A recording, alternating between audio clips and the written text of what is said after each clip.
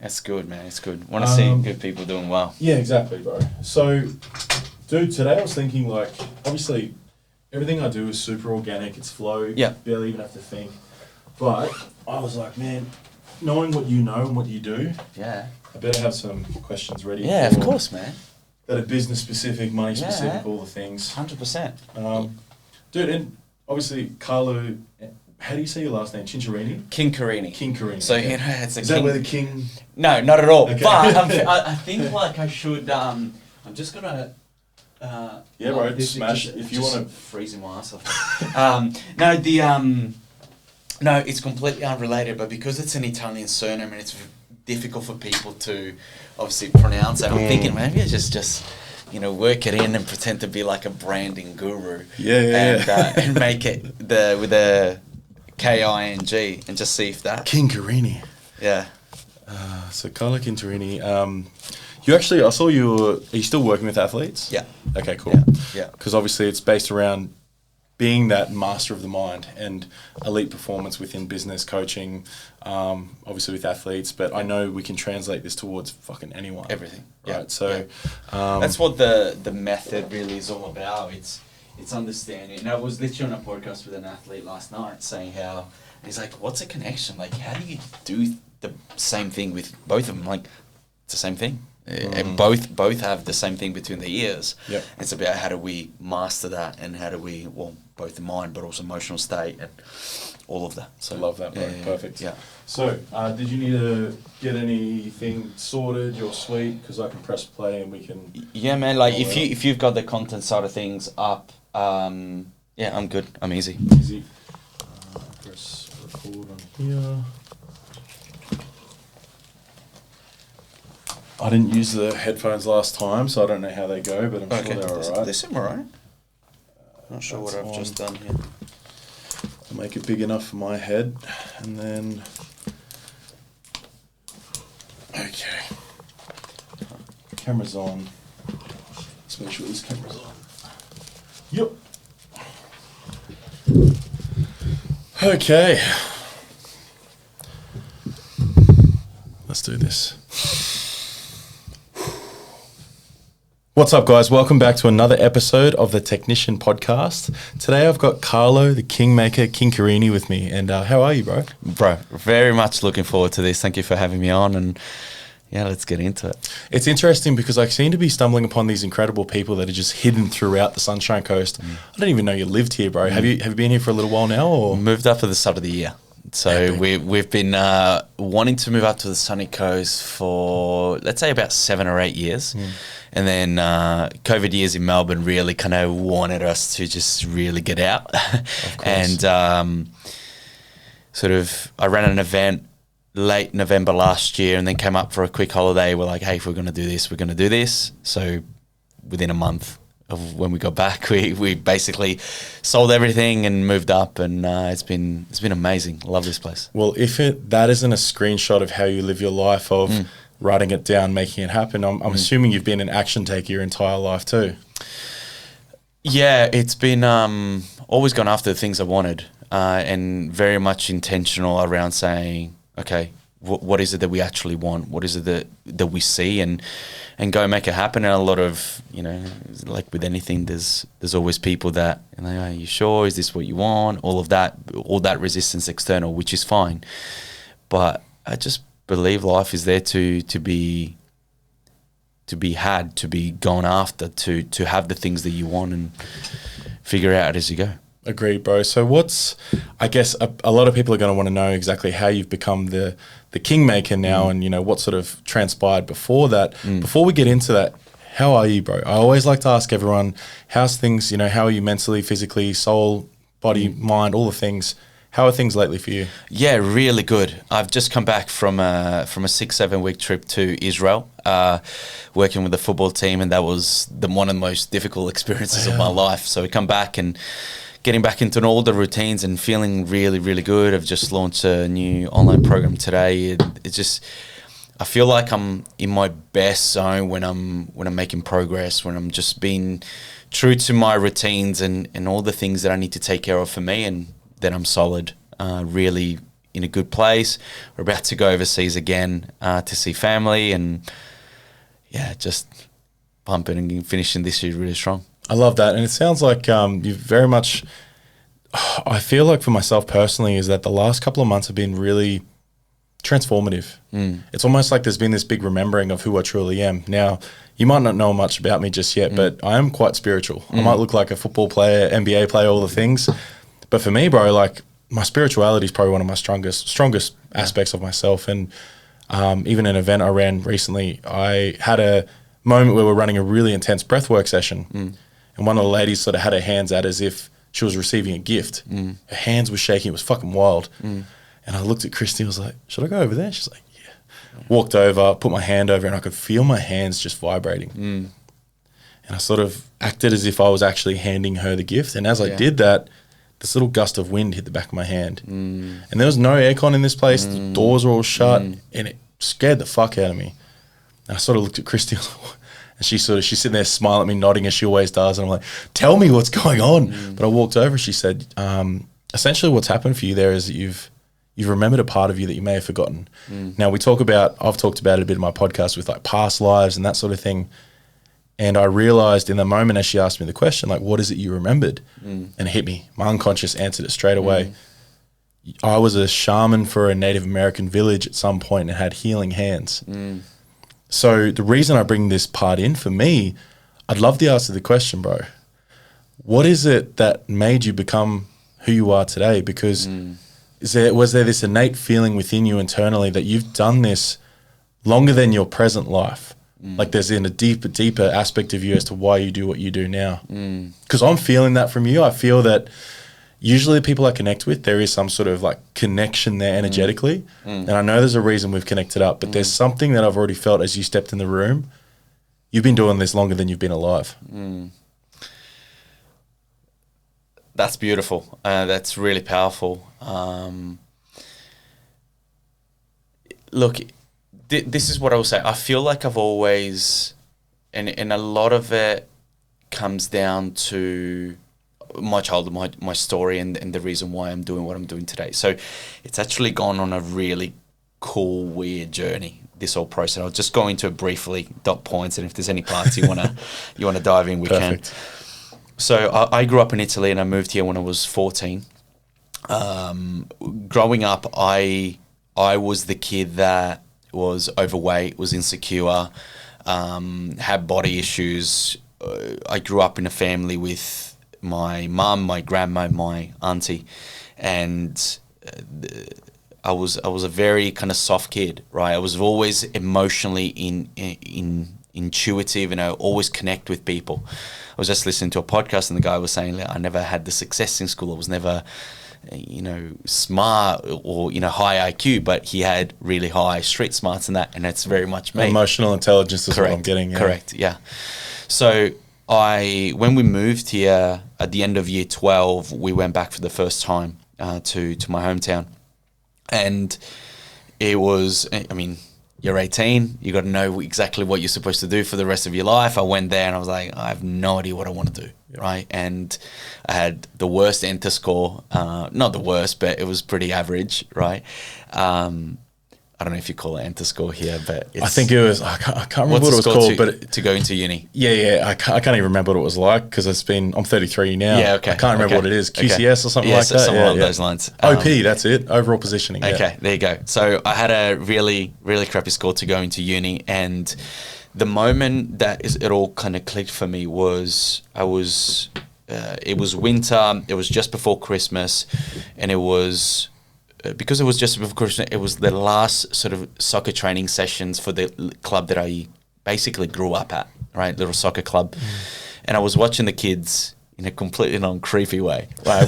Watching the kids train on the same pitch that had such an emotional meaning for me. And as I was watching them, and I'm like, what am I going to do? And it's almost like this light bulb went off, and it's almost like a voice that this is what you're meant to be doing. Right. And it was all about helping people to become the best version of themselves. Both at the time was kids, right?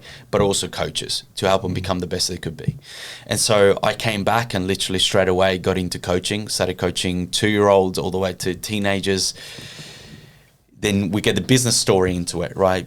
Part of why I do what I do now, because for the next 10 years that I built this business, I did the calculation. I lived on $3.62 for 10 years, right? And in the meantime, I had a daughter. Luckily, I met an incredible woman that, you know, she was a teacher as well and able to support and all that. In the midst of the financial struggle, there was also incredible reward because we got nominated and won, you know, Leaders of the Year for the industry and all that kind of stuff. It was great.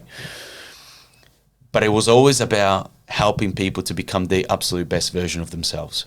And I was doing it through sport, mindset and identity. And I didn't actually realize that when I was doing it, I was actually doing the very things that I'm doing now, but for, you know, kids in a way that they would understand it, right? I love that. In that process, obviously struggling financially, I was like, there is something wrong here. What is it? And so that's where I sort of went in. I'm like, I need to work on my money mindset. I need to work on my programming around money, because if I'm going to carry out the work that I'm called to do, then I need to get that bit right, because otherwise I'm not going to be able to do it to what I'm called to do. That's why now I'm like, man, I want to work with people that are called to do the work that they're called to do.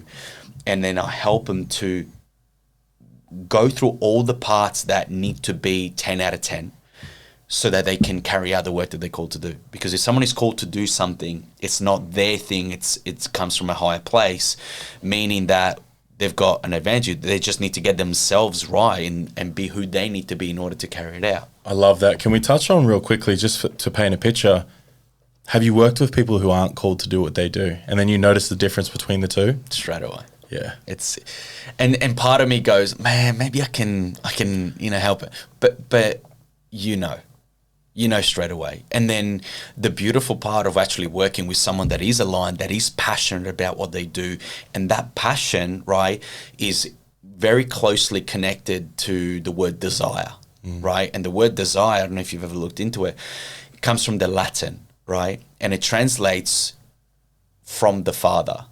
Right now, whatever your spirituality is, whatever it might be, I'm open to anything. Right. So, Father, it's that bigger whatever source has been given to you. It's a gift. So, if you have a desire, it's bigger. It's been given to you. If you have a passion, it's been given to you. This energy, this source, meaning that if it's been given to you, it's not yours. I mean, it is yours, but the responsibility is on something else. You're the vessel for it almost. That's the word, vessel, right?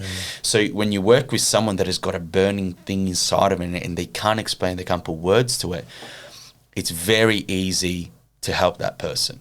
That's why, I mean, we're getting great results with a lot of people, because I'm so blessed that I'm able to work with those people. Thank you for sharing that. I love that, and I totally agree, because I am one of those people, and all I needed was someone to point me in the right direction. So, which I've had many mentors, you know, and the current mentor I've got in Kiani, shout out to K-Dog, she's been incredible. So she's done multi-millions in her businesses, and all I needed was someone to say, because she saw the potential. I saw the potential. I knew it was in me. I knew the desire, and me as a gigantic vessel that I am, just needed someone to point the gun and pull the trigger. Yeah. Because I'm very much like, I'll get shit done. But sometimes I believe, because of my connection to source, or whatever you want to call it, I get a bit overwhelmed sometimes, because I get all these incredible ideas and the passion, my heart, like I get, like you said before, I vibrate, like my whole body's like, this is it. So I need someone to just say, Trav, settle, action this, set this, get the structures going. Something I learned in NLP and Masterprac was that if you look at values levels, I don't know if you've seen Claire Graves' values levels, but essentially it's like when you go from level 1, which is survival, level 2 is like people start to find their tribe, level 3, you start to draw the sword on people, starting to call people out. 4 is systems and structures. I was very away energetically from systems, because I fucking hated the system. When COVID hit especially, I couldn't think of anything worse than the system. Police, all the things, I was like, fuck the system. But what I wasn't realizing was that was actually playing out in my business too. So I had no systems, no structures, no marketing, no actual things that would actually help me as you mentioned, the person that's like has this desire. I couldn't even translate it into business, which is impact, which is money and all the things which you now help with, which is amazing. So I guess for anyone listening, what would be some things you would say to them to get them started? If they have that drive, that passion, you know, that desire, how do you start to tweak that and change and make sure that they're not just all over the shop, as we might say? Sometimes a spiritual community, they have the most powerful change makers, but not great business makers. And that's what frustrates the shit out of me. Yeah. I'm honest, it frustrates the shit out of me because it goes back to when you're so good at what you do and you love it and you have a passion for it. You know how many coaches I've seen in my time that I've been in coaching that are no longer here, that were way better coaches than I was, that had so much talent, so much, it's the same thing with athletes. How many athletes, you know, pick any sport, think of, right, that have got the talent but don't make it. To me, that is the greatest shame. I'm at war with that. I hate it. I don't hate many things, but this I hate with a passion, because I know what it's like when you make it and when you put full use to it. And if you've been given a gift and you don't make the most of it, man, that's on you. Agreed. Right? So with that, and with a lot of spiritual people, a lot of creative people, what I see is that they lack the sort of the masculine energy side of things, right? And let's break it down to something practical. The discipline and structure and routine and habits, right? A lot of the arguments that I've had with some really good artists, for example, said, I just like to be in my creative flow and just go with the flow. And I'm like, that's great. The issue with that is that your performance is ad hoc. You don't have a process to help you get into your genius consistently, right? I hear what you're saying about system process. I never have thought that I would spend so much of my time doing this, because, again, when I was in my previous business, I hated it. I just wanted to kind of be, off the cuff, just winging it, just flow with it. But the issue was that it was on the path to financial destruction, right? Because you need to be able to track, to have routines, and to be consistent, right? And the limiting belief is that, hey, if I do that, then I lose the creativity, which is false, because the more you give your mind and your energy structure and discipline, say, hey, this is what I'm doing this, you actually find more freedom within that. Because otherwise you'll be doing something, you'll be recording a piece of something, you'll be creating some sort of product, whatever it might be for you, but then your mind goes, I should be doing that, I should be doing this, and so you're just like here, there, and everywhere. And so many people that I find, they need the sort of the direct hard-line approach that I sort of bring them, right? And I don't do it because I'm a jerk or I'm a wanker. Like, I do it because I see the long view, and if we can structure things and give that structure, routine, habit, just discipline, accountability, right? Huge. Then I know that long term, not only they will succeed, but they will continue doing all the things that they want to do. That's my thing. Yeah. If someone is passionate about what they love to do, I want to make sure that they're doing it long term. Because when they're in it and, they're kind of getting some wins, they feel like they'll never lose that. I've seen it in so many different industries, so many different journeys,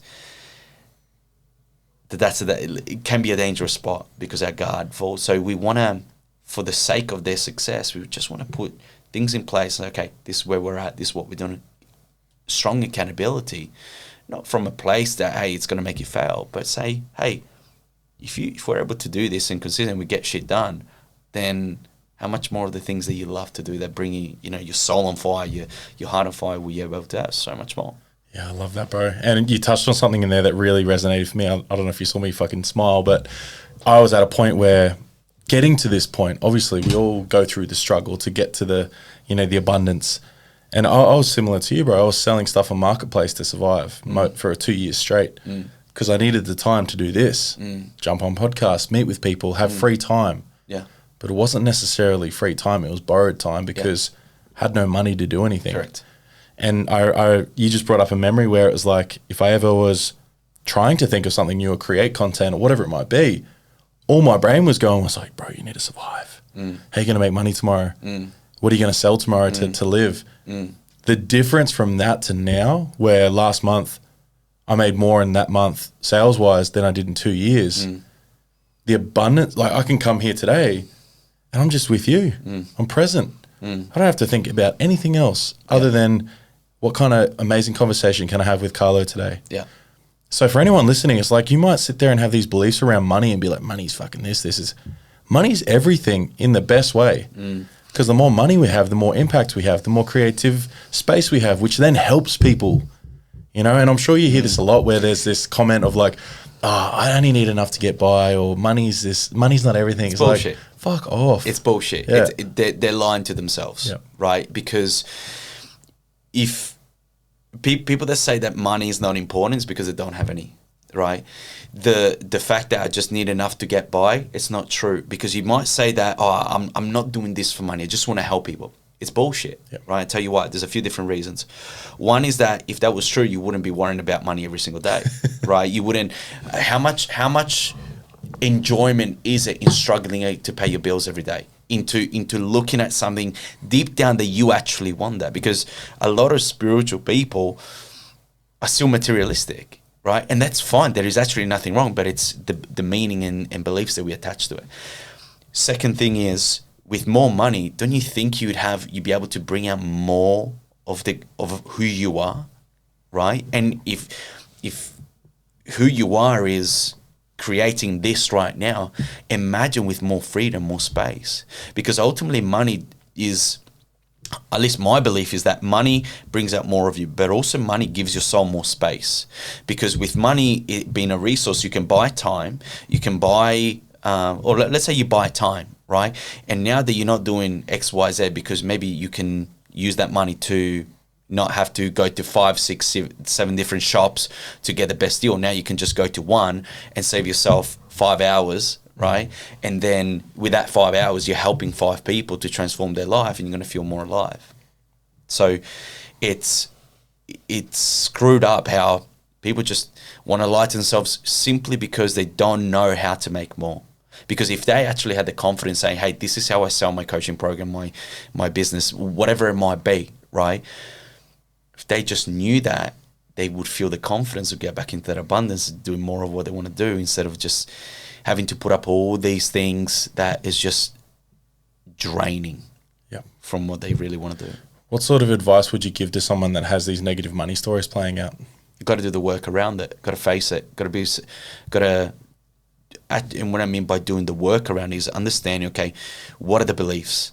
Allow yourself to go in and say, what is the beliefs that I have around money? What the deepest, darkest in the dungeon, like what's the shit, right? And then say, okay, where did I learn this from? In my programs, I talk about, there's something called like a financial blueprint, right? Similar to like a building blueprint, and very closely connected to obviously subconscious mind, subconscious program, right? So we need to understand what forms our subconscious financial blueprint. And that is 3 things. It's the things that we hear, right? The things that we see, and the experiences that we've had, right? So if we can do the work around those 3, understand what are the things that I keep hearing, what are the things that I've seen modeled, and what are the emotional experiences that I've had, then that gives you awareness. And we know that first step of any change is awareness. And when you become aware of it, you go like, well, is that actually how I want it to be? Is that going to be my life path? Is that what I want for me? If the answer is no, then great. Then we need to, with accountability, we need to instill new habits, new behaviors, new emotions, new thought patterns around what is it going to be. Because when everything's going good, it's easy. But it's when, okay, maybe now that we feel the financial pinch a little bit, or maybe we haven't got as many sales this month, or whatever it might be, what comes up now? When you lose that sale, what comes up now, right? And when we go really into that and we can do the work, it's powerful. And if we reframe that whole relationship that we have to money, that's when we can start creating genuine abundance. And also it's about you know, when you have money, because I work with a lot of people worth millions, they might have a lot of money, but they're still broke. Yeah. Does that make sense? I know exactly what you mean. It's like there's a difference between having money and then having the cash flow as well, right? But also just the way that they show up in the world. Are they frugal with it? Do they spend it all? That's one part of it. Yeah. But there's different levels. So let's talk about the first level. The first level is like, man, we need to make some money now so that you can survive. Gotcha. Right? Yep. True. So there's a part of the process then. But then let's say you have 100K in your bank account, 200K in your bank account. Now you've got money, right? But what's your relationship with money? What is that like now? Because a lot of people have money and they think, oh man, when I make 100K in my bank, I'll be fine. Yeah. It's false. It's not true, because it'll just bring up more of what you have deeper and deeper inside of you. So what I do with people is get to that point and say, okay, what about now? How do you feel now? Because you can have a lot of money and still feel insecure and stressed. The amount of millionaires that I've spoken to that have a lot of money, millions in the bank, and they still feel scared, it's insane. That's pretty wild to think about, right? It is, because but we talk in different levels, right? The first, you know, to get someone there, we have to work through it, right? And we go step by step. So for a majority of business owners, unfortunately, they don't even have 20K in the bank, and then they make a lot of money, but then they lose it. I did the same. Yep. Right? I built out my coaching business. I don't tell this to many people, but I built out my coaching business, and then I looked in my bank one day and I had 74 cents. Yep. As a money coach. Like, who does that? That's, talk about being a fraud, talk about all of that. I was there. But in that moment, I never let the scarcity come into it. I was never defined by that moment. I always, you know, I had a plan. I knew that I wasn't going to stay there. Yeah, right? I love that. But it's so easy for people to make some money in coaching, in business, to have a great 30K month. That's why I'm like, I don't care about your 30K month. I don't get. So a client just started, made 20K in the first week. I don't care. Yeah, how consistently can you do it? Correct. But I'm more interested in the identity of the person, in the habits, in the routines, in the consistency, because that's how we're going to build long-term wealth. I love that, bro, because it's I very much agree. You know, I could sit here and say the same thing that you just said, is that when I first officially like really starting coaching, which was actually a couple of years ago now, I started doing things called Tech Talks. It was like a coffee catch up for $50, right? So I started learning how to ask the inquisitive questions that I was asking, have the people energetically open up, get into their shadows, the unconscious, all the things. And then when I really started doing like group coaching and things like that, which was last year, I think at one point I had 10 new clients come on in like 3 weeks. I didn't know what the fuck to do with it, man. As you said, all this money for someone who'd been a broke dude his whole life, and the stories were still playing out. You're right, had all this money, and then all of a sudden I was also burnt out too, because I couldn't handle that amount of clients one-on-one. So those clients then suffered. Yeah. I actually got really, really sick and nearly died at the start of this year, again, after appendicitis about 6 months before that. My body was trying to tell me, it's like, mate, you need to sort your shit out before you energetically even taking this stuff on. You know, I'm assuming I've seen you talk about it in a couple of videos where it's like your capacity to hold the money is also an important part too, right? You know, can you speak a little bit into that? Yeah, and it comes down to identity. Okay, it comes down to an identity, to the stories and the beliefs that we have about who we are and what we're capable of, right? Because again, we're going back to someone that, I mean, the last thing that I want, to be honest, is someone to just boom drop in and they've got a heap of money, right? Before they're really grounded with it. Right, a lot of people want to go and have a massive growth, and they think that they're just going to go from here to there, bang, right? But I much rather see a constant growth, bit by bit, because that's longer term. That's more sustainable. I've never been a guy that has gone from 0 to 100, never, right, with anything. And to be honest, I don't particularly want that, because I'd rather be integrated. I want to be grounded and mature. Yeah. Right? So when we're talking about the financial blueprint before, and the ability to you worded really well there before, but the ability to sustain the money and to sustain that level can only happen by going through the levels, okay? By being going through a little bit of the ups and downs and understanding, okay, that I go up, but life is about duality. So for every up, there's going to be a little bit of down, and we don't want that down to be a catastrophe, right? We just want to be a little bit of a correction, right? But also then as time goes on through habits, through the routines, and just doing come up with a protocol that people use simply because of that. Because I want it to be something that was so integrated in them as part of who they are. So they never really felt like too high or too low. Because like business is going to happen this way, right? Life happens this way.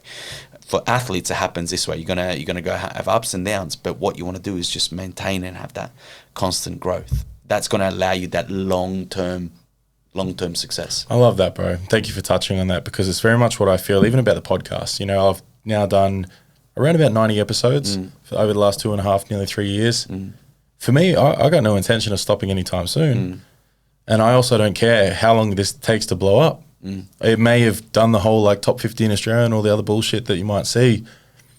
Like you said, that also grows over to how many times can I do that in 1 year? It's only done it a few times. Until it's doing that consistently every time I drop an episode, doesn't mean shit. But that also isn't for me to say I'm the number one. You know, it's not about that. I know that then shows more people are listening to it.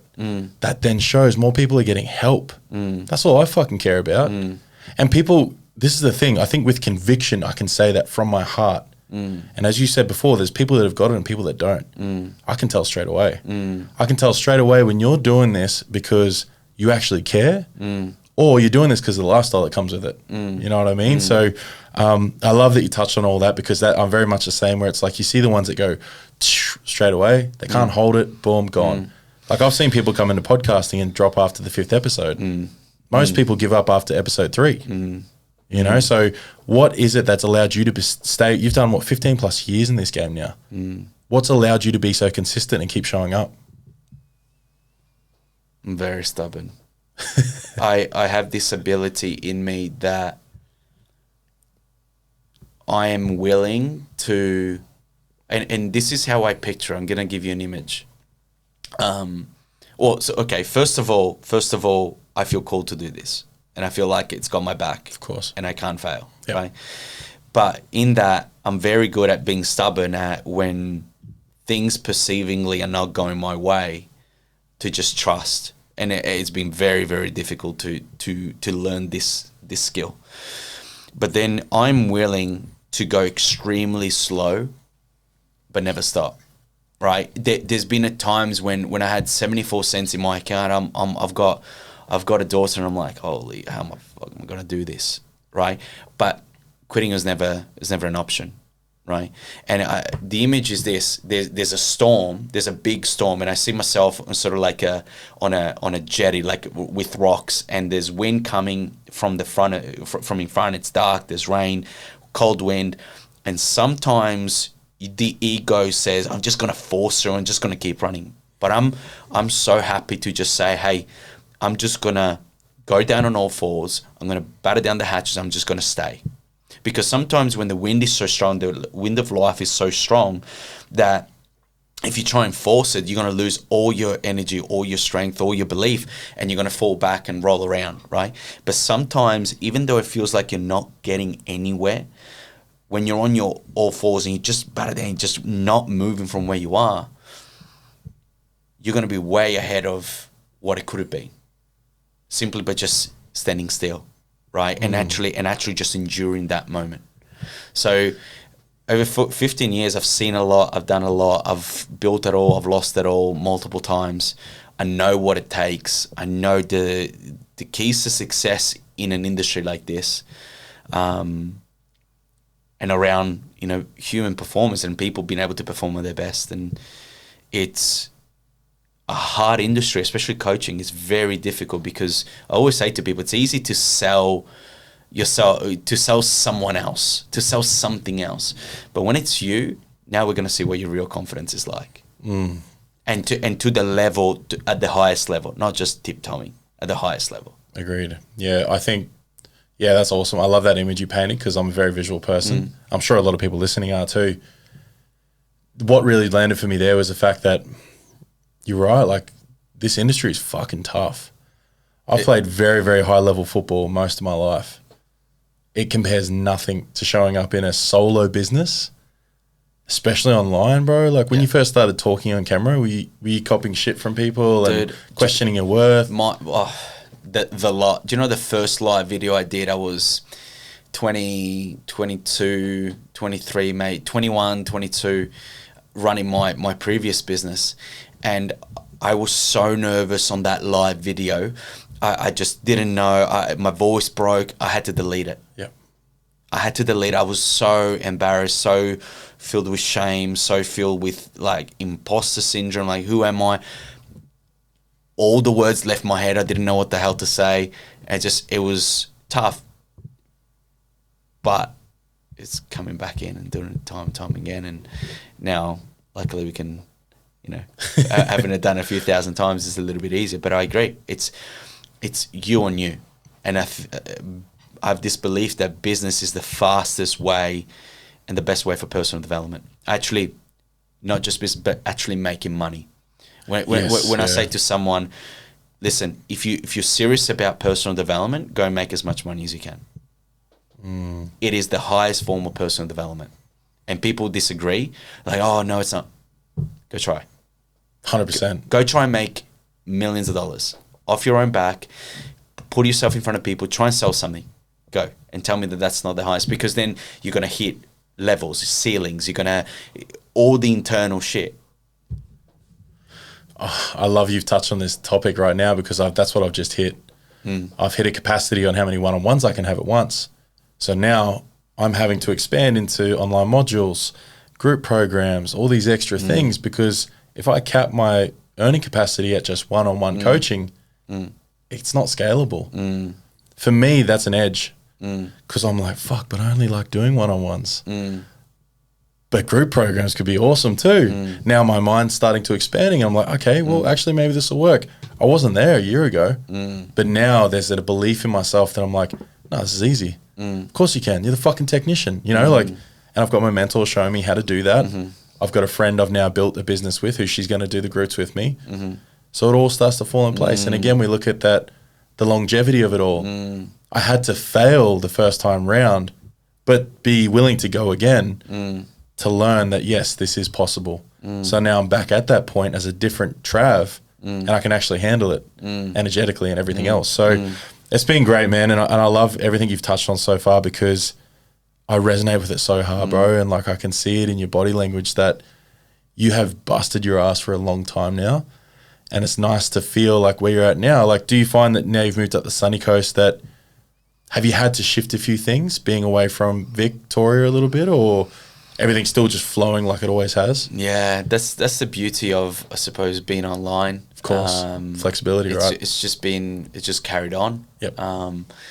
Just have a sunny sky above my head all the time, and I don't need to talk about the weather, which is boring coming from Victoria. But no, it's been a great 15 years. It's filled with so much stuff.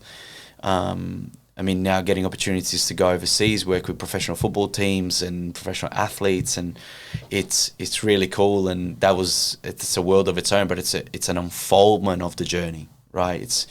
I believe that life is an unfoldment. It's not an evolution. It just keeps unfolding. I heard a great quote that said that the architect of the universe didn't build a staircase leading nowhere, right? Huh. It's continuous unfoldment. It's really cool, and just excited to actually build more of it and help more people in different ways. I like what you said around obviously building modules and expanding your business is a great moment in of growth for you as well. So yeah, really cool. It is exciting.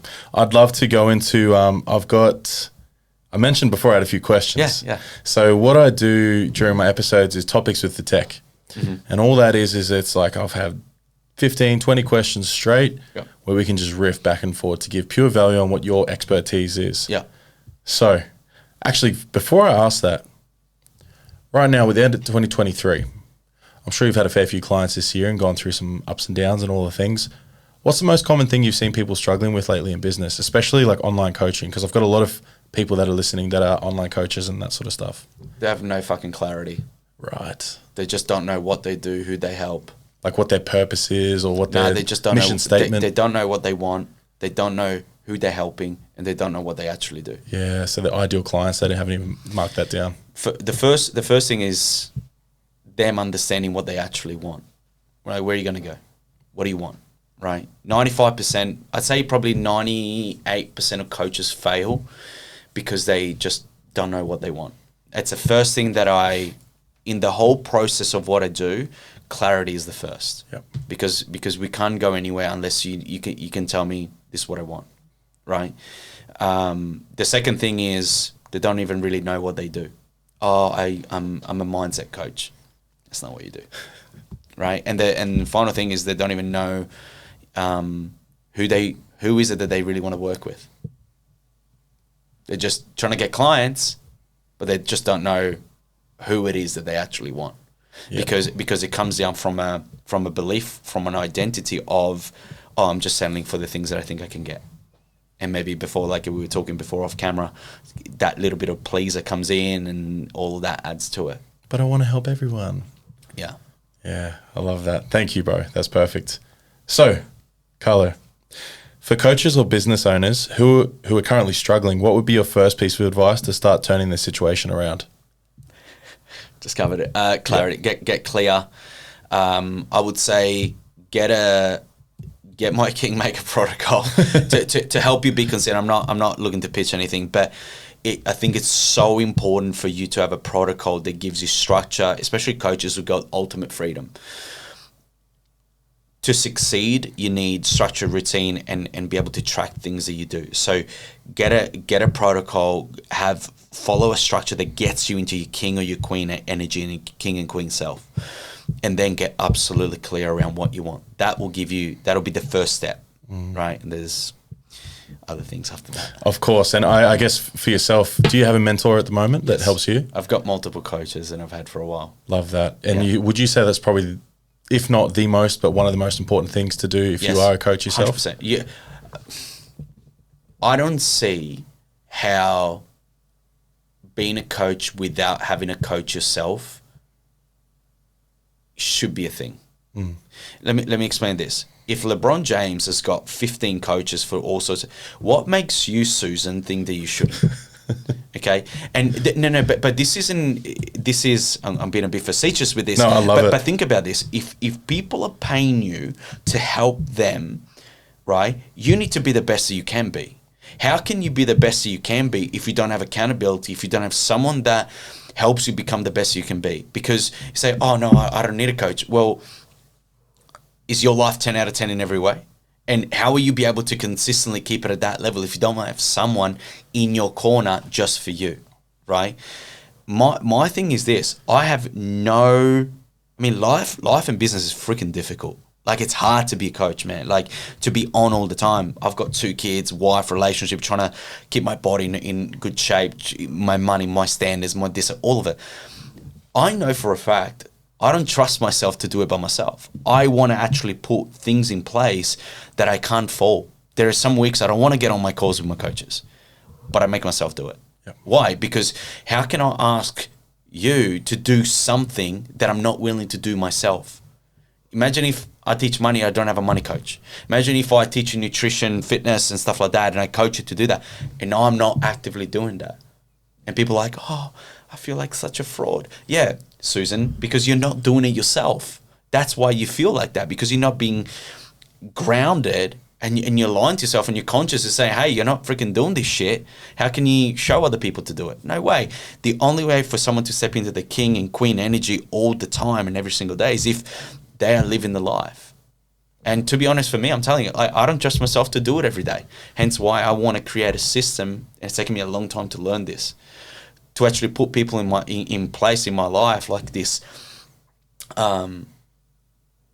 floor, this safe, missing the word, but like this, like trapeze artists that have got that net, the safety net. That's a word. Because if you fall, they've got you. or then I can never go to the ground. I'm always going to stay at a certain level, and I keep raising that safety net higher and higher and higher. Yeah, that's cool. Right? So, I mean, I know the level that I want to play at, and I know the level that I'm going towards. It's impossible to do it on your own. Just touching on that, what's your ultimate goal? Ultimate goal? Oh, there's a lot of ultimate goals. I could picture it. Ultimate goal is to just get in a state of peace around, not that it's not there, but continue to impact more and more people and keep working with higher and higher level people. Just get to the top of whatever mountain. Oh, here's a great question for you, because I was thinking it just then. If you could work with anyone, past, present, future, who would it be? So like your Michael Jordans, Mike Tysons, like that sort of thing. If you could work with an athlete, business owner, just someone, who would you have loved to work with or would love to work with? As in they were my clients? Yep. Okay. Okay. Wow. I wish I could have worked with my dad. Ooh. Yeah. I lost my dad when I was 25. We were pregnant with our first daughter. Our first daughter, I've only got one daughter. So pregnant with my daughter, and he passed away in a scuba diving accident on Halloween. A lot of what I do, I forget it, but a lot of what I do is actually thanks to him. I'm in this country because of him, but also I've been able to see a lot of the pain and struggles that he went through, and I just didn't want other men to go through out of that, to go through it, but financially, emotionally, spiritually, all of it. I don't know if he would have taken me up on it, but his passing is such a big emotional moment in my life. We were just starting to get close. We were never really close for a lot of years, and butting heads and being not my biological dad, but being my dad. Yep. There's a lot there, and I just wish I could have helped and done something. I'm actually lucky to have worked with my mum, and she loved it, which is crazy. That's cool. And I have no shame in saying that, because she transformed her life through the stuff that I did. And that gets me emotional thinking of that, bro, because like I'd love it if my parents were open to my advice and support and love, because it's funny, we get to a point where, and thank you for sharing that, by the way, like, you know, condolences. I can't imagine how hard that would have been, because I look at it and I go, fuck, they're just humans doing it for the first time as well. You know, when I first started this work, we had the whole like, oh, it's because of our parents, we like this, and rah, rah, rah. It's like, fuck that. They were doing the best they could. And I would love to be able to give back, because I've spent many, many, many years figuring myself out to get to this very beautiful place where I now help hundreds of people. If those people closest to me were happy to take the coaching and advice and stuff like that, it would make my world so much better. But I just feel like they're so avoidant of it for some reason. Like my little brother, youngest brother, just listened to my podcast for the first time 2 months ago. I've had it for nearly 3 years, bro. It's just okay, but I fucking bawled my eyes out because I knew what it was doing for him. Can I share something, a story around this? Of course, yeah. So for the longest time in my life, I was the person that was called to do this. So I felt like, man, I just want to change the world, right? And if I'm honest with myself, I did okay. It was all right, but I never really did something that was like, man, that's epic, right? Until I gave myself a challenge. Right. And I'm not sure when you're going to air this, but I'll just announce it now. So in 2021, I put myself through a challenge, which I ended up calling by default the Kingmaker 365, right? Which basically was this idea of doing one thing that I hated, like wanted to avoid, hated every single day, to just create a new identity. Yep. So 2021, I started doing this, and I run every day, right? Ooh. I hated running. I was a fat kid in school. I played soccer, and coach put me in goals because he thought it was a genius because I couldn't run, whatever. But that gave me an identity, and running became that thing, right? That I'm like, nah, I can't do it. Especially I couldn't do it every day. I need a rest, right? I can't do it every day, and I need to give my body a break, right? So I started doing it. I got to 272 days, got injured because I was an idiot. I decided to play soccer and then do a ultra marathon in between. So I just got excited, right? Yeah. So whatever, I've forgiven myself. But it came to a point where my wife, right, initially she was like, it's inconvenient. It's 11:30 at night. You know, you're going out for a run now because I had to hit it that day, or, you know, before we go out for a trip, he's got to go and do his run. So, you know, give me a bit of that resistance. But I just kept doing it. And I wasn't saying anything. I'm just going to run every day. I'm just going to run, day after day, day after day, day after day. And then she wouldn't say anything. I was like, are you proud? I was waiting, like, you proud of me? Like, I wasn't saying it, but I was just waiting for it. And I'm like, you know what? I'm just going to keep doing my thing. I'm just going to stop talking. I'm just going to keep doing my thing, my thing.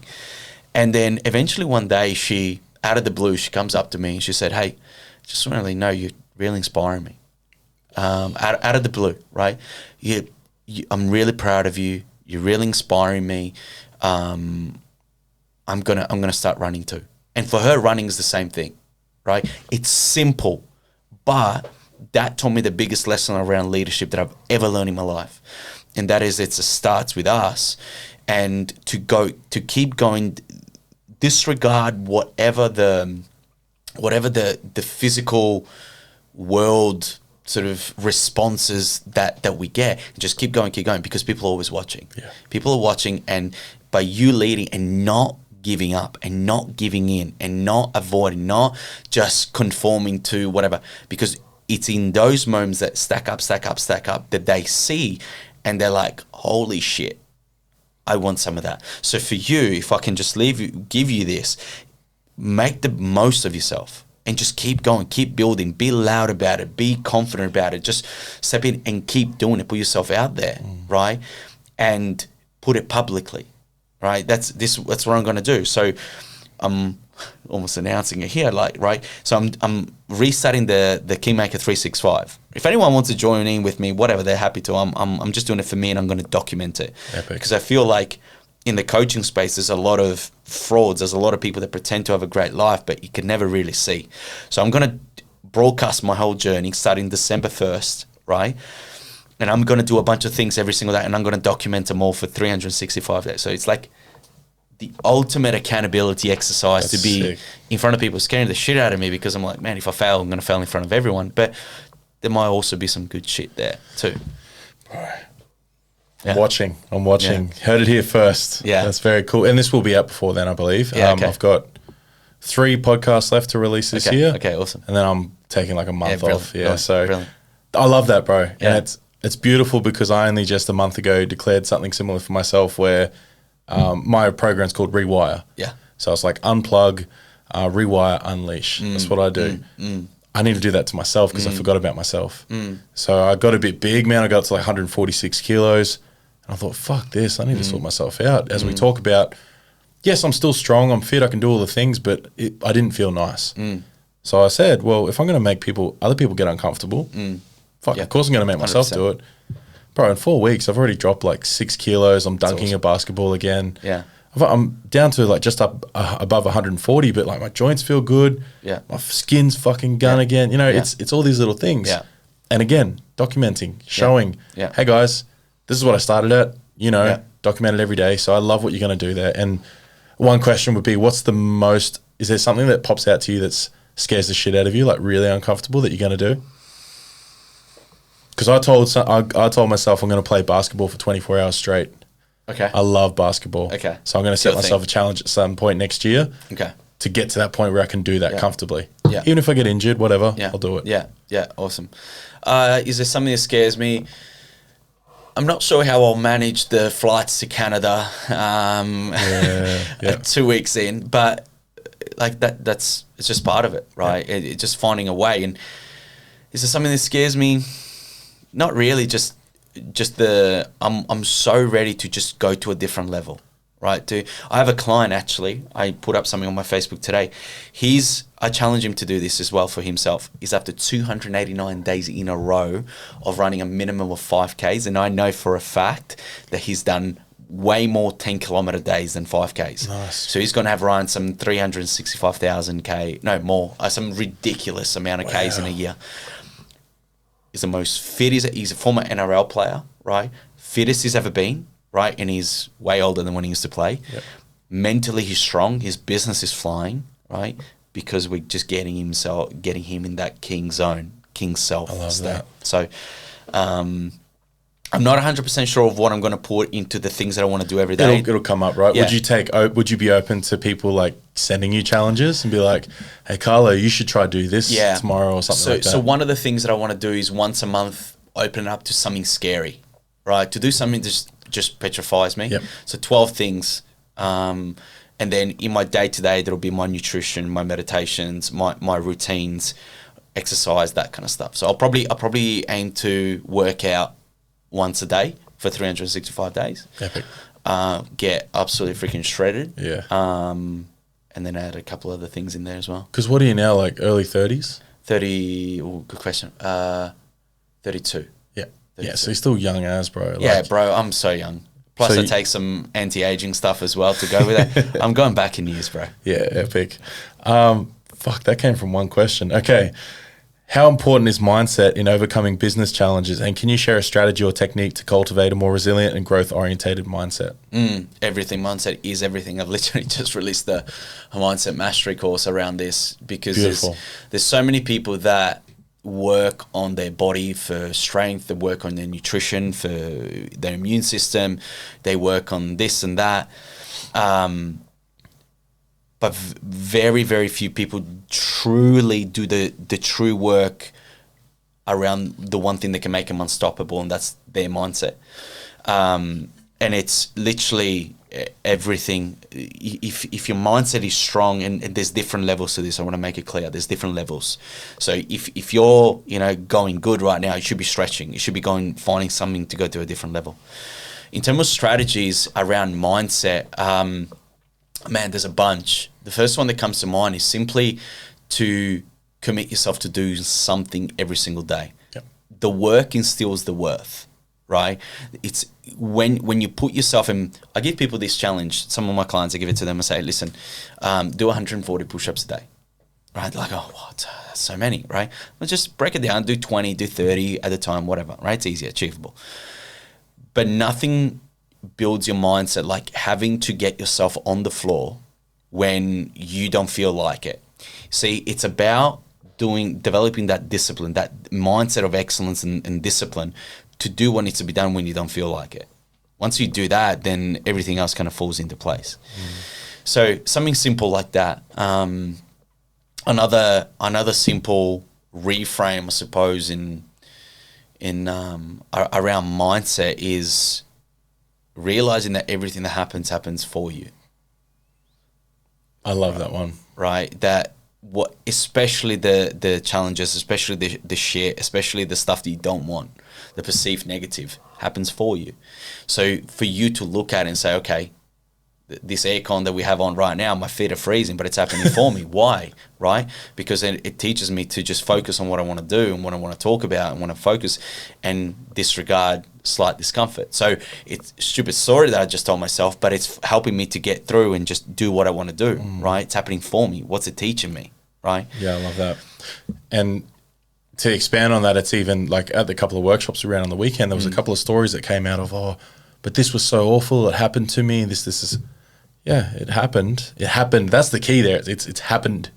Why are you still holding on to it? What is the secondary gain you're getting from holding on to this story of being the victim around that? Because if you can switch that and reframe it to, as you said, this happened for me.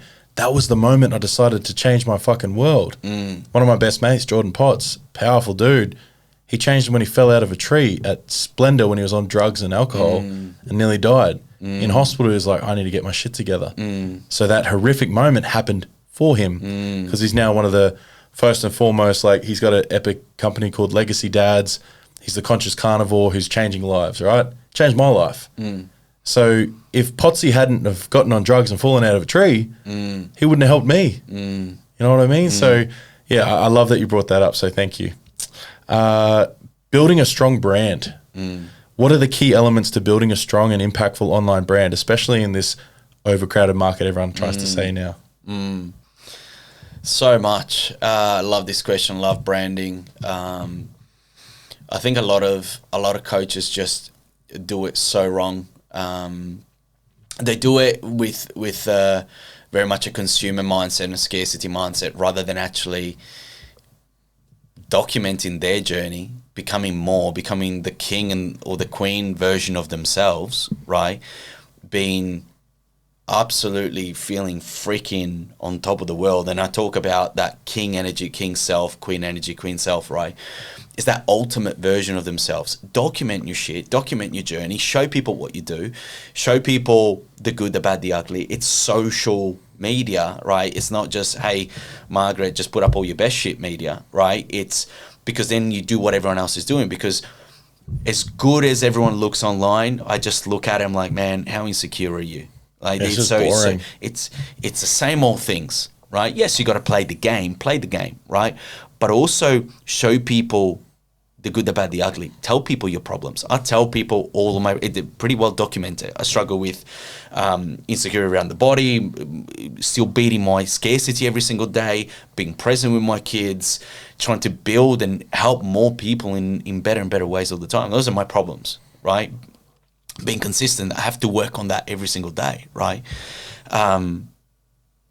But just posting all the good shit, pretending you're something you're not, it's not going to work. So if you do, I tell my clients this all the time: stop creating content and just document. Show people the shit that you do. So and you know what? If you have shit around that, you have a boring life. Freaking live a better life. Go and do more shit. Go and do more scary shit. Go and do more exciting shit. Speak to more people. Get out there. Stop being in your little cocoon at home, right? And just actually get out and do something, create yourself more. You get more confidence, you get more certainty, you're going to be able to speak louder, you're going to just, everything falls into place. And now all of a sudden you have a brand that I think a lot of people also, see if this sort of fits in the question, struggle with the idea of branding because they think that they've got branding and marketing. Now, marketing, if you're a coach, it's all about selling your shit and the programs that you have. But branding is about the transformation and the result that you create. So there's two differences there, right? So show the results, document your life, show the transformation, and when someone comes in and works with a technician, what's the transformation that happens, right? What's the result? If you just do that, and then your marketing, it's your programs, it's the little things that you do and whatever else, perfect. Yeah, thank you. That's awesome. I love that. And it couldn't reign more true. Imagine building a brand is just fucking being you. Like Carlos said then, it's like people are so worried about being as clean as they can online when it was, if you were your messiest, imagine if you just make more money just being like that. Weird thing to think, right? And that all comes because there's an internal program that people are running that is based on insecurity, scarcity, and fear. And if you're calling in people, I believe, from that way of not being you don't want to work with those people anyway because they're not going to be aligned with who you truly are. Never works well. Yeah. Never works well. Like it always it ends up in just, yeah. The next question was around your top tips for attracting and retaining clients, but I'm assuming it's probably a similar sort of answer of just being yourself more often, right? Yeah, and okay, there's a balance to it, yeah. right? Because there's still got to be a way that you project yourself that is your greatest self, yeah. right? Because people online are going to buy your greatest self. They're not going to buy, your shitty self. They're going to buy your king self. That's why I'm so big around that. They're going to buy that. So you got to show that, but in order to show it, you got to be that, right? In terms of attracting your clients, there's actually part of in the protocol that I have for all my clients. There's something really powerful which I call like an intention exercise, right? It's a written intention exercise. It's actually on a 3-step: intention, rampage, and then clarity, right? So the intention exercise is basically saying, hey, universe, life, God, rabbit's foot, whatever I believe in, I'm open and ready to receive this. This is what I'm calling in more of. Not this that I don't have, and I'm focusing on the things that I don't have, so it keeps me in scarcity. But hey, I'm looking for more of this, more of this, and you're getting into incredible specificity and descriptive, and just really connected with what that is. And you write down what your intention is, right? Then you go into a rampage, which is basically just 5, 10, 15 minutes of just going freaking nuts and just hyping up your shit and just really speaking out the truth and verbalizing, because especially a lot of men hold a lot of in, and they struggle and they screw up their manifestation process because they don't verbalize. I just literally believe that as men especially, we need to let just freaking emotion and aggression out and just verbalize, because we close up so much. So do the rampage and then get into a bit of a clarity exercise that says, hey, who is it that I want to work for? Exactly who are they? What can I help them with? What do they want? What are their problems? What are their fears? And what's the outcome? You do those things, I guarantee you, 30 days, you have a different business.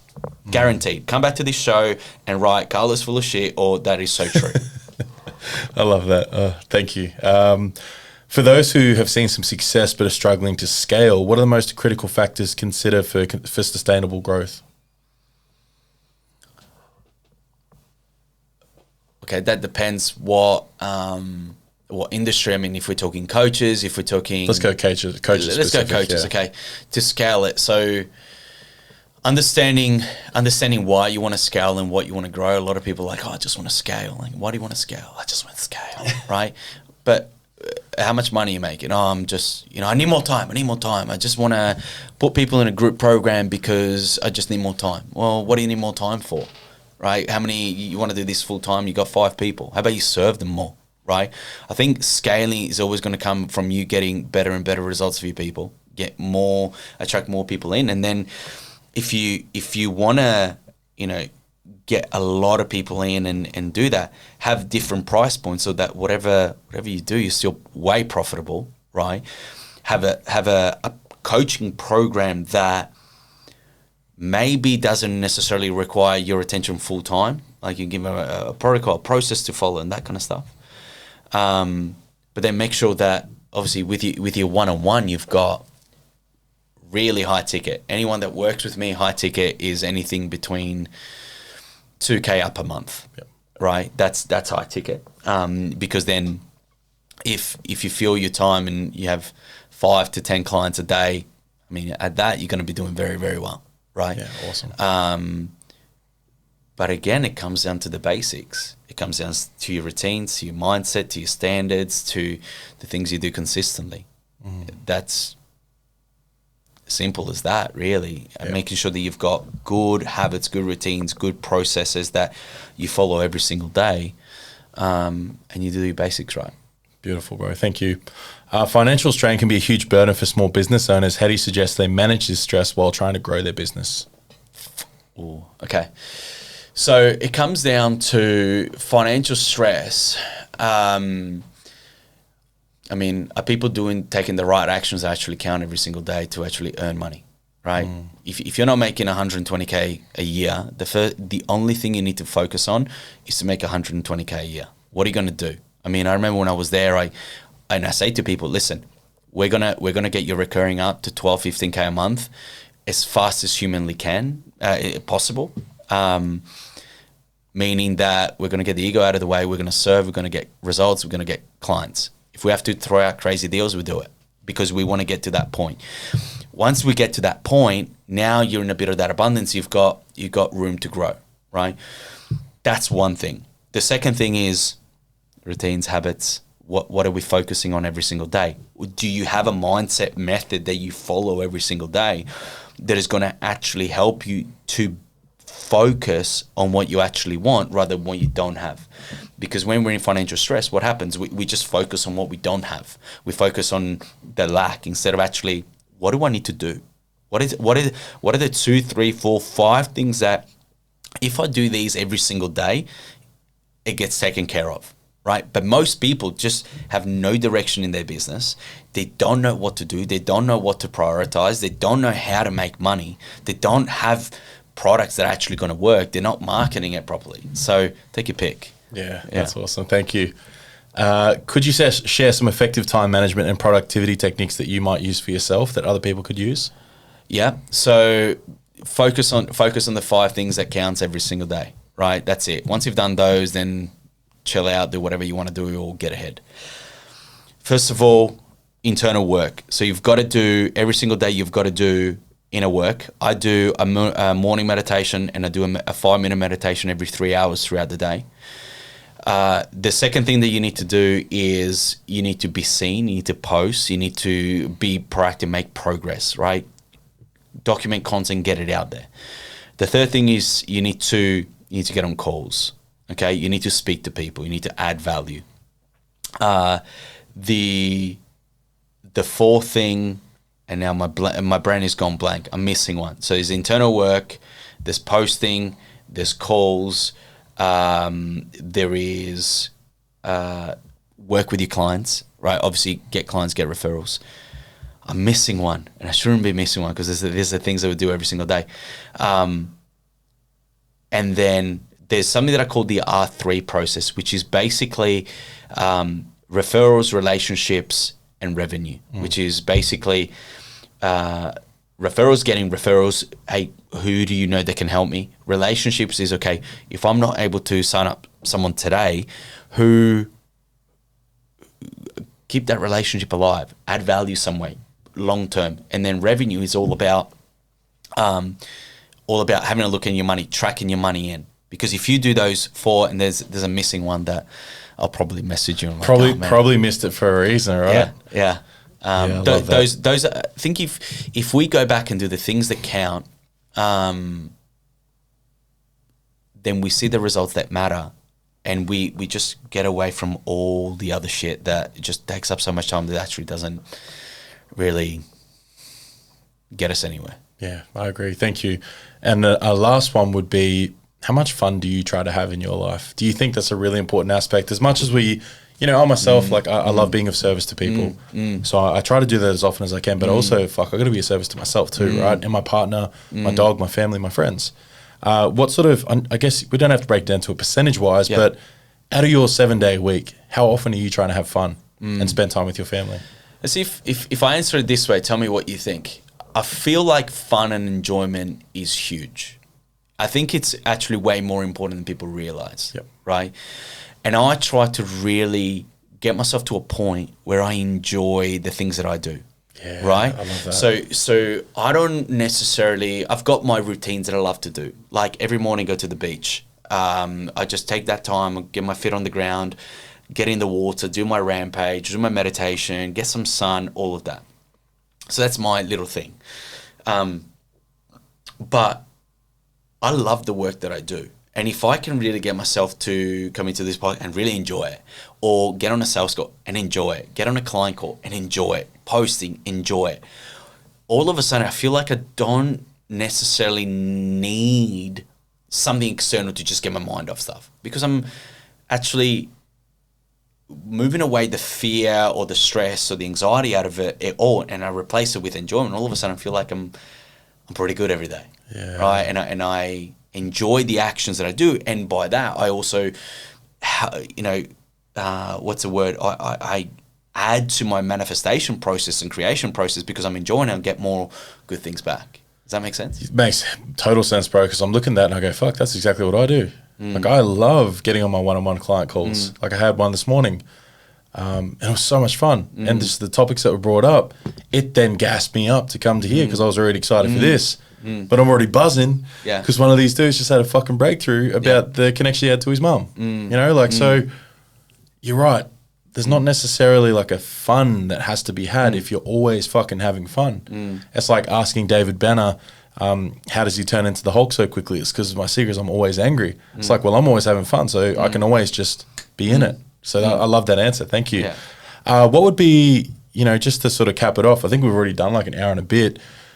What are some things that have really helped you, bro, and still continue to help you? Are there books and stuff that really stand out for you that have really given you some value and helped you have those moments where you go, oh my God, what do you mean? Like something like that.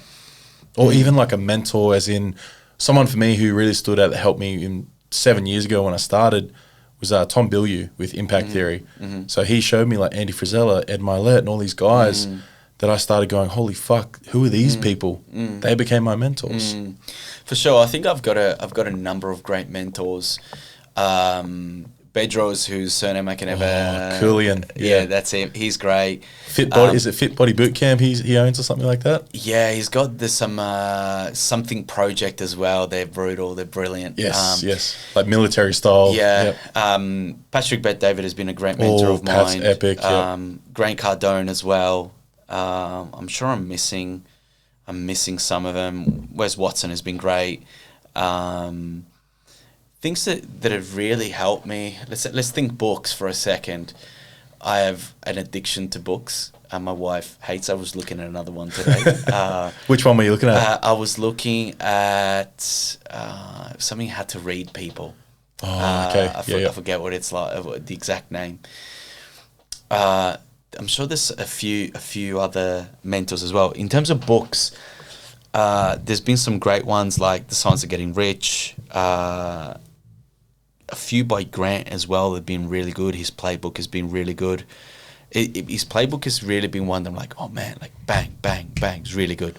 Okay, right? so Grant Cardone's playbook. Yeah, Millionaire Playbook, I think it's called. Who else is there? Man, there's so many to pick from them. Just there's have you read the Who Moved My Cheese series? No. So they're really great. So what I love about these, and Robin Sharma's got a very similar one called The Monk Who Sold His Ferrari. Yep. But I love the way that they're written because they're very much like a story, and that with the principles and all the concepts, right? I just love the way that they're written. It's so easy. Another one that has been great is actually the first book that I've ever gone front cover to cover was called Mind Gym by Gary McStevens. It's got a lot of sports psych stuff in there, which I absolutely love as well. So those are the ones on the spot that I can think of, but there's guaranteed more. So I'm not doing this justice. Yeah, no. I think, I guess, best case scenario for anyone that's listening, I'm sure Carlo would be fine with you reaching out to him saying, hey, remember how you were saying on the podcast, such and such? What were the books? What were the things? And I'm sure you'll probably even think now, what can I share on my socials to, help people as well? So that's epic, bro. 2024, how's it looking for you? Massive. I actually have no idea. Yeah. Like, I love that. If 2024 is a fraction of what 2023 has been, it's just wild, and I don't dare predict what will happen because it's just been insane. So much is happening, so much will happen. I predict that. I actually anticipate that with our new online courses and kind of new programs that I'm putting out there for people that are really they're low tier, they're more affordable, and trying to really get more people in. I think those would just be wild. And I'm a little bit like you, where I've always done some one-on-one stuff. I've always enjoyed it, and I've opened up my art to more group stuff and events and things like that. I think those will go bananas next year. I'm excited for the events aspect, bro, because we don't have much up here on the coast, to be honest. You know, I don't know. Have you heard of like Dion Monkovic at all? Heard some things, yeah. Yeah. So Dion would probably be the only one that I can think of that really does consistent events. Yeah. We've got Cody McAuliffe who comes up the coast here sometimes as well. He's down in Goldie. It's almost like we need to start a fucking movement up here, bro, and like get, because which I am. Couple of my clients are very, very successful businessmen themselves, and I've convinced one of them to start doing more like share. How did he build a multi-million-dollar company that's Australia-wide? Because people don't know those guys. They're the real like success ones, right? Where you don't even know who the fuck they are. Yeah. But their brand is one of the biggest there. I'm like, man, if you can just get on stage and share what you did, which he's happy to now, which is exciting. And then my mentor, Kiani, she's incredible too. So, man, I can see just this movement happening up here.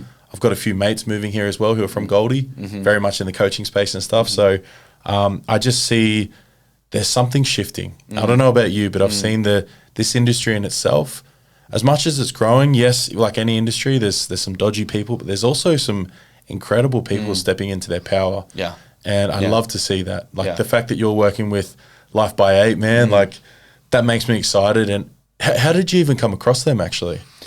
I think another client might have mentioned the work that I was doing with them, and they Beck reached out and just said, I think we could do with some of that energy on our team to just go to the next level. And I said, yes, 100%. And that was segueing into my next question: is how do people get onto you, and how can they get you to? Because do you do like corporate stuff, one-on-one, like that sort of thing? Yeah, man, I do a bit of everything, right? Very specifically the kind of people that I work, but we do a lot of stuff, whether it's professional teams, sport teams, athletes, business coaches, and all that kind of stuff. So people can find me on Instagram at the Kingmaker Coaching. Reach out, feel free.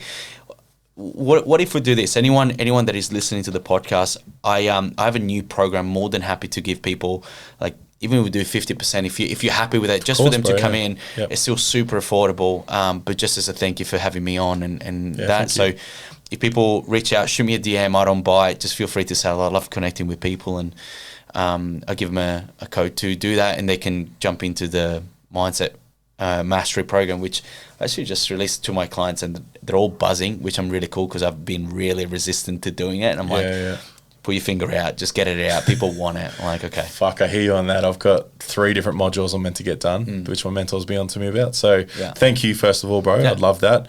Has that started now? Like, people can go in and do it? Yeah. They can jump on. Cool. I can send them a link. We can put something here, whatever. Put it in the show notes and stuff. Yeah, easy. What would be something you want to leave the listeners with, bro? That everything that they're going for and everything they truly want, right? Not what they think they can get, what they actually want is on the other side of them being in their ultimate king and queen self. You step into that, I can guarantee you that that's where your results are, because that encompasses everything. And I don't know what your king and queen self is, what it looks like. It's going to undo me. If you're listening to this, you know what that is. And the easiest way for you to know is to just close your eyes and just go, be your greatest self, be your king self, be your queen self, be your greatest self, greatest self, greatest self. And all of a sudden, answers start coming to you, because in the moment, you start to think like, what would my greatest self do right now? What would my king self do right now? What would my queen self do right now? What would they do? What would they do? Would they go into this moment insecure, timid, hesitant? Nah, they're just blow the roof off this shit, right? I just feel that calm, peace, confidence, and that's where, if you're called to do whatever you're called to do, if you want to perform better, if you want to go to a different level, next level, it's inside and around and because of your king self.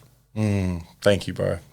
Or queen self. Received. And for anyone listening, like, I'm big on energy, and Carlo's energy in this room has been incredible ever since he stepped in. So reach out if you want to work with him, if you want to connect with him. I'm sure, as he said, he's happy to have a chat. By the sounds of it, he's stepped into that local sunny coast mindset where he's just a beautiful man wanting to connect with people.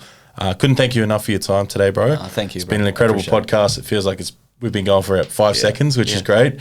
And for anyone listening, feel free to share this through. Obviously, the only way we get out there is by sharing it, commenting all the things. Share and tag us in it if you want to, if there's anything that really landed. But much love, and thanks for another Technician podcast. Thank you, bro. Appreciate it. My man, thank you. Cheers, guys. I don't know how long that was. That was an hour and 15. It's epic. Yeah, dude.